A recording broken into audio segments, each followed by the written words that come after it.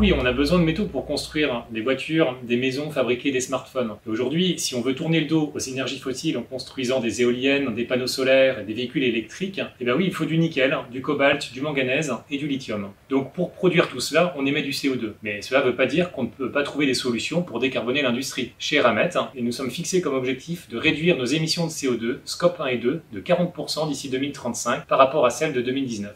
Cet objectif a été validé par le SBTi, l'organisme qui vérifie que les engagements pris par les entreprises sont pertinents et compatibles avec l'accord de Paris. Auprès du SBTi, nous avons également pris un autre engagement, celui d'inciter nos clients et nos fournisseurs à s'inscrire dans la même démarche de réduction des émissions de CO2 d'ici 2025. Cette démarche SBTi, c'est une étape vers la neutralité carbone pour 2050.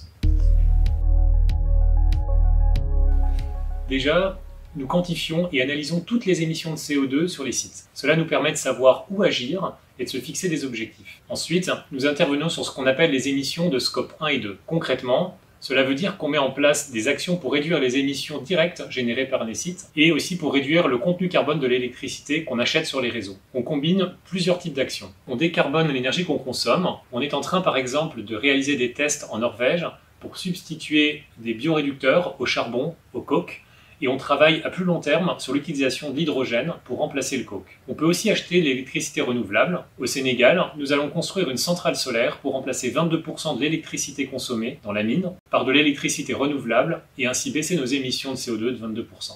On peut également combiner décarbonation de l'énergie et économie d'énergie. C'est le cas par exemple du projet d'arrêt de la centrale électrique au fioul en Nouvelle-Calédonie pour passer à une centrale gaz avec à la clé un gain de rendement, moins d'énergie consommée, un combustible moins carboné et un prix d'électricité plus compétitif. On peut également capter le CO2 émis.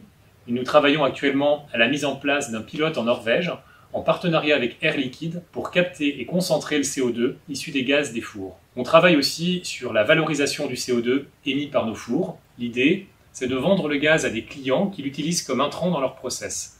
C'est de l'économie circulaire. On vient d'ailleurs de signer un contrat de ce type en Norvège. Nous voulons aussi aller plus loin en travaillant sur le scope 3, c'est-à-dire avec nos fournisseurs et nos clients, sur toute la chaîne de valeur en fait, pour évaluer nos impacts et trouver des solutions à la fois en amont et en aval de nos activités.